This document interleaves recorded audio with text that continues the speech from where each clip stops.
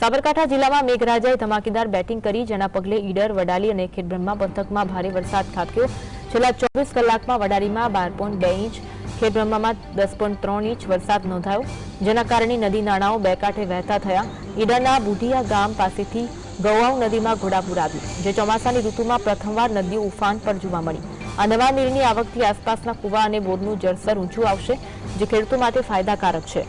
સ્થાનિક લોકો અને બાળકો નદીના નજારાને જોવા મોટી સંખ્યામાં ઉમટી પડ્યા હતા। પહેલા જ વરસાદમાં નદી આવી ગઈ છે ફૂલ, તો બાળકોમાં બધામાં ખુશીનો માહોલ છે અને ખેડૂતોને બી આનાથી ઘણો બધો ફાયદો થયો છે અને પહેલા જ વરસાદમાં પૂર જેવી સ્થિતિ છે સારો વરસાદ છે ચોમાસાનો પહેલો વરસાદ હતો આ, અને એવું પહેલીવાર બન્યું કે પહેલા જ વરસાદમાં બે કાંઠે નદી આવી ગઈ અને ફૂલ નદી આવી છે। અત્યારે અમે બધા જોવા આવ્યા છે બાળકોને લઈને અહીંયા નદીને, અને ભૂગર્ભના જળ બી ઘણા ઉપર આવ્યા હશે, અને જેનાથી ખેડૂતોમાં બી ખુશખુશાલી